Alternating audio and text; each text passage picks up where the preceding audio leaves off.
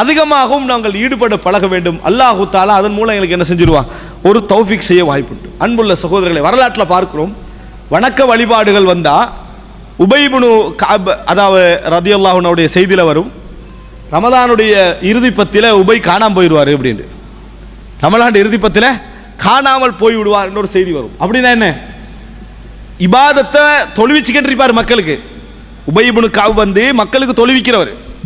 ரமலான் இறுதி பத்து வந்தால் காணாமல் போயிடுவார்னா என்ன, தொழுவிக்கிறது கூட அவர் என்ன செய்ய மாட்டார், ஈடுபட மாட்டார். தொழுவிக்கிறவருக்கு ஒரு கடமைக்கு என்ன, எவ்வளோ நீட்டி தொழுதாலும் பின்னால் உள்ளவர் என்ன செய்யணும், அவதானிச்சுக்கொள்ளணும். நோயாளி இருக்கிறாரா, பிள்ளைகிட்ட சத்தம் கேட்குதா, அதெல்லாம் பார்க்கணும். இதெல்லாம் அவரது வணக்க வழிபாடுக்கு டிஸ்டர்பாக இருக்கும். அவர் என்ன செஞ்சிட்டாரு, அவர் தனியே போய் வணங்க ஆரம்பித்தார் என்ற செய்திகளை நாம் என்ன செய்கிறோம், பார்க்கிறோம்.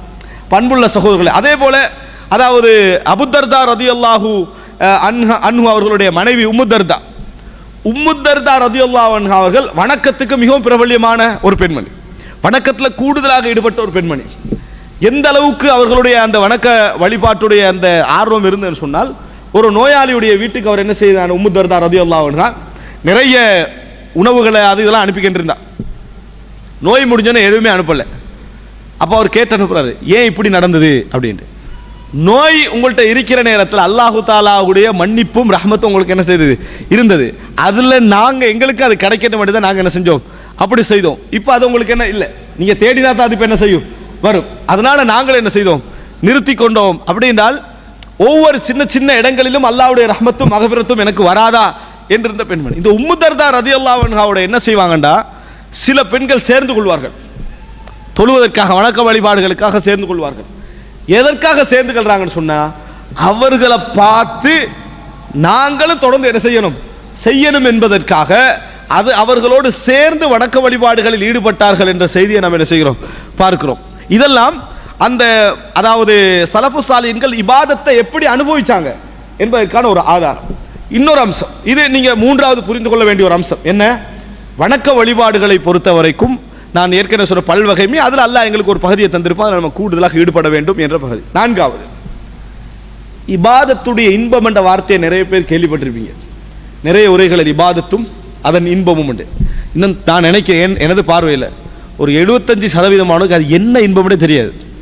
என்ன இபாதத்தும் இன்பமும் என்றாங்க, நம்ம துன்பம் தானே அடைகிற. நிறைய இன்பம் நம்மளுக்கு வந்த உண்மை அது திறந்து மனம் திறந்து சொல்வதாக இருந்தால், நிறைய பேர் இபாதத்தும் இன்பமும் என்ற தலைப்புல இன்னும் அந்த இன்பம் என்ன செய்யல விலங்குகள், அது அப்படி நம்ம நினைச்சிக்கலன்னு மாறிக்கும் அப்படின்னு தான் நினைச்சுக்கிறாங்களே தவிர, இன்பம் அடைஞ்சா எப்படி இருக்கும், இன்பம் அடைந்தால் எப்படி இருக்கும், தொழுகையில சலாம் கொடுத்த உடனே ஆள் கடைசி சப்பில் வைக்கிறார், பிழை இல்லை, அவருடைய தேவை இருந்தால் அவர் போகலாம். ஆனால் ஏதோ தெரியாத இடத்துக்கு வந்துட்டு மாதிரி வேகமா போறவங்க இருக்கிறாங்களா இல்லையா, என்ன காரணம், இன்பம் இருந்தா போவாங்க நீங்க நினைக்கிறீங்களா, இன்பம் இல்லை. யுசாரிஊன ஃபில் கைராத், அவர்கள் நன்மையான விஷயங்களில் வேகமாக இருந்து கொள்வார்கள். நம்ம வேகமாக இருந்து கொள்றோமா, இல்லை. அப்ப இது எதை காட்டுதுன்னு சொன்னால், இன்னும் நம்ம லஸ்ஸாவை காணல, இன்பம் என்ற பகுதியை நம்ம காணல. ஒரு அறிஞர், நான் இதுல இதையும் சொல்லிக்கொள்ள வேண்டும், எப்போ பார்த்தாலும் ஒரு அறிஞர் ஒரு இமாம் சொன்னார், சலஃபு சாலிஹீன்கள் ஒருவர் சொன்னார் அப்படின்னு சொன்னதுக்கு ஒரு சிலர் விமர்சனம் செஞ்சிருந்தாங்கன்னா, இப்போ குர்ஆன் ஹதீஸ் இல்லையா, எல்லா இமாம்களுடைய இதாலையா போகுதுன்று. அன்புள்ள சகோதரர்களே, குர்ஆன் ஹதீஸுடைய அந்த விஷயங்களை தெரிந்த நாம் அதை நடைமுறைப்படுத்துவதில் போராட்டத்தை பற்றி தான் என்ன செய்கிறோம், பேசிக்கிட்டிருக்கிறோம். அந்த போராட்டத்துக்கு எது மிக முக்கியம், அனுபவம். அனுபவத்துக்கு நம்மளோட உள்ள காலத்தில் அனுபவத்தை எடுத்தால் எப்படி இருக்கும், எடுக்க முடியாது. யாரை எடுக்கணும், இந்த அனுபவத்தில் யார் வெற்றி கண்டார்களோ அப்படிப்பட்ட அறிஞர்களை எடுக்க வேண்டுமே தவிர இங்கே சட்டத்தை எடுக்கிறதுக்கு யாரும் என்ன செய்யலை, நாங்கள் முற்படுத்தவில்லை. குர்ஆன் சுன்னாவை தவிர எங்களுக்கு வேற எதுவும் என்னது மார்க்கம் இல்லை. ஒரு அறிஞர் சொல்கிறார், இபாதத்தில் நான் 20 வருடம் போராடி இருக்கிறேன். எப்படி 20 வருடம் இபாதத்து செய்யற போராடி, 20 வருஷம் 5 நேரம் தொழணும், சுன்னத்து தொழணும், 5 நேரம் தொழணும்ன்றது போராட்டம் இருந்ததோ இல்லையா, எப்படி என்ன மற்ற விஷயங்களை நான் தொழணும், நோன்பு பிடிக்கிறேன், அதை செய்யணும்னு போராடி இருக்கிறேன். 20 வருடங்கள் இபாதத்திலே நான் இன்பம் கண்டிருக்கிறேன். எத்தனை வருட போராட்டம், 20 வருட போராட்டம். எத்தனை வருட இன்பம், 20 வருட இன்பம். ஒரு குழந்தை உங்களுக்கு இருந்து அந்த குழந்தையை வளர்க்கறதுக்கு நீங்க படுற பாடு, இன்பம் அடைகிறீங்களா, இல்லை, கவலையோடு தான் எப்போ இருக்கு, எதிர்காலத்தில் என்ன ஆக போகுதோ இந்த கவலை தான் முதலாவது இருக்கும். அவன் என்ன செஞ்சிட்டாலும் சரி, என்ன செஞ்சாலும் அது இருந்து கேட்டு வைக்கும். என்றைக்கு அந்த குழந்தையை பற்றிய ஒரு நல்ல செய்தி ஒரு 18-20 வயசுல ஓகே அப்படி என்ற செய்தி உங்களுக்கு வருதோ, அண்டையிலேருந்து என்ன செய்யும், ஒரு பெருமூச்சு உங்களுக்கு என்ன செய்யும் இருக்கும் அல்ஹம்துலில்லாஹ் அப்படின்னு சொல்லி. அதனால தான் இமாம் இப்னுல் கய்யிம் அல் ஜௌஸிய்யா ரஹிமஹுல்லாஹ் அவர்கள் சொல்கிறார்கள், அல்லாஹு தஆலா பாவங்களை ஒரு மனிதனுடைய கவலையால் மன்னிப்பதிலேயே குழந்தைகள்ல ஒரு மனிதன் படுறானே கவலை, அதில் தான் கூட மன்னிக்கிறான் அப்படின்னு. கூடுதலாக என்னது மன்னிக்கிற எதுல? குழந்தைகள்ல ஒரு மனிதன் படுற கவலை இருக்குது, அதில் தான் அல்லாஹு தஆலா கூடுதலாக என்ன செய்கிறான்? பாவங்களை மன்னிக்கிறான். அந்த குழந்தைகள் மீது உள்ள கவனம். எனவே அன்புள்ள சகோதரர்களே, போராட்டம் இல்லாமல் இன்பம் இல்லை, போராட்டம் இல்லாம இன்பம் இல்லை. இப்ப நீங்க பாருங்க, நீங்க இபாதத்துல போராட்டம் கொடுக்குறீங்களான்னு பாருங்க. உண்மையிலே நம்ம இபாதத்துல போராடுறோமா இல்லை? இபாதத்துல போராடுறோமா இல்லை? அதை நான் பல உதாரணங்கள் சொல்லி இருக்கிறேன். சுபகை உரிய நேரத்தில் தொழுது கொள்வது எப்படின்னு நான் இப்போ ஒரு தலைப்பு பேசணும் வைங்களேன், அது கூடுதலா போகும்.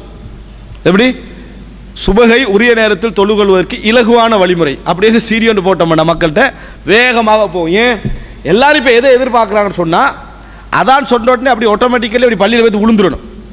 அல்ஹம்துலில்லாஹ் தொழுதுட்டோம். இந்த எலும்பி பல்லு விளக்கி முகத்தை கழுவி உதுவெடுத்து இது எவ்வளோ பெரிய வேலை. அது மக்களுக்கு போராட்டம். இலகுவாக பள்ளிக்கு போகிறது எப்படி எதிர்பார்க்குறாங்கன்னா, எதுவுமே நடக்காம பள்ளிக்கு போகணும் அப்படின்னு எதிர்பார்க்குறாங்க. அப்படி இல்லை. அல்லாஹ் குர்ஆன்ல என்ன சொல்றான்? தத்தஜாஃபா ஜுனூபுஹும் அனில் மபாஜை, அவர்களுடைய விலா எலும்புகள் படுக்கையை விட்டு விலகும் என்றான். ஏன் அல்லாஹ் தஆலா அவர்கள் எழும்புவார்கள் சொல்லலை? எழும்புவார்கள் அல்லாஹ் தஆலா சொல்லாததுக்கு காரணம் தத்தஜாஃபா ஜுனூபுஹும் அனில் மபாஜை, அந்த படுக்கையை விட்டு விலகிற முஜாஃபா தெரியுதே போராட்டம் தான். அந்த போராட்டத்தில் தான் இன்பம் என்ன செய்யும்? எப்பயும் இருக்கும். போராட்டம் இல்லாம ஒரு இன்பம் நீங்க அடையணும்னு ஒரு வணக்க வழிபாட்டில் நினைச்சீங்கன்னு சொன்னா ஒரு நாளும் அது நடக்கவே ஆகாது. இந்த உலகத்தில் எந்த ஒரு செய்தியாக இருந்தாலும் சரி, அல்லாஹ் உங்களுக்கு இயல்பாக செய்கின்ற ஒரு அருளையும் தந்திருப்பான், போராடுவதற்கான பல விஷயங்களை அல்லாஹ் தஆலா என்ன செஞ்சிருப்பான், வைத்திருப்பான். ஒன்றுல நீங்க இன்ட்ரெஸ்டாக இருப்பீங்க, அல்லாஹ் இயல்பாக தந்திருப்பான். அதுதான் உங்களுக்கு அல்லாஹ் திறந்தது, அதான் அல்லாஹ் தஆலா உங்களுக்கு திறந்து தந்தது. அதுதான். மற்றவைகள் எல்லாம் நீங்க எப்படி அடைந்து கொள்ள வேண்டும்? போராடித்தான் நீங்கள் அடைந்து கொள்ள வேண்டும் என்பதை என்ன செஞ்சிடக்கூடாது, என்றைக்கும் மறந்து விடக்கூடாது. எனவே இபாதத்தை பொறுத்த வரைக்கும் நீங்கள் போராட்டம் இல்லாமல் அடைந்து கொள்ள முடியும் என்று என்ன செய்து விட வேண்டாம், நினைத்து விட வேண்டாம். இது 8:45 இருக்குது, சரியா? போராட்டம் இல்லாமல் எதையும் அடைந்து கொள்ள முடியும் என்று நீங்க என்ன செஞ்சிட வேண்டாம், நினைத்து விட வேண்டாம்.